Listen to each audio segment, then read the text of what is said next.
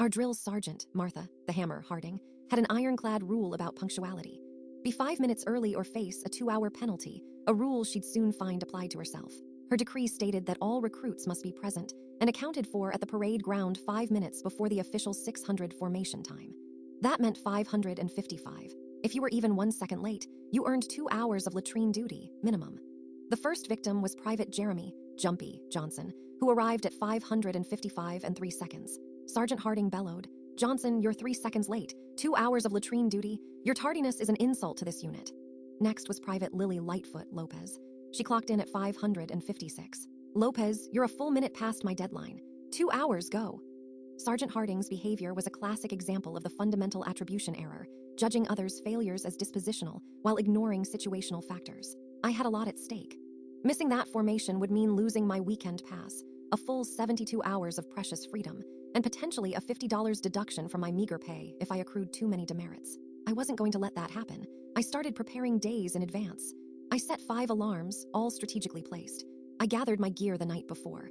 On the morning of formation, I arrived at the parade ground at 540. I discreetly started my stopwatch and turned on my phone camera, aiming it subtly towards the empty sergeant's observation platform, time-stamping everything. 545.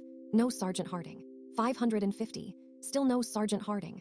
A few other recruits glanced around, whispering, 555. Formation time. She wasn't here. My stomach twisted with a mix of dread and anticipation. 600. Official formation. Still nobody from command staff. 602. Whispers grew louder. 604. Sergeant Harding's jeep finally screeched to a halt. She strolled onto the platform at 605, a full 10 minutes past her own 555 deadline.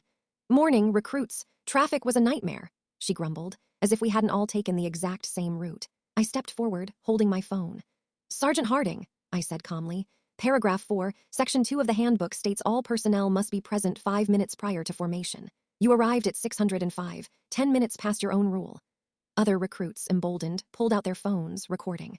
Just then, Captain Evelyn Eagle Eye Evans, having been tipped off by a sympathetic corporal, arrived. She reviewed my time-stamped video and the drill sergeant's own written rules. "Sergeant Harding," Captain Evans stated, her voice cutting the morning air, 10 minutes late. "That's 2 hours of latrine duty as per your own regulations. No passes this weekend, and a $50 deduction for insubordination." This was an undeniable case of poetic justice. Follow for a new story every day.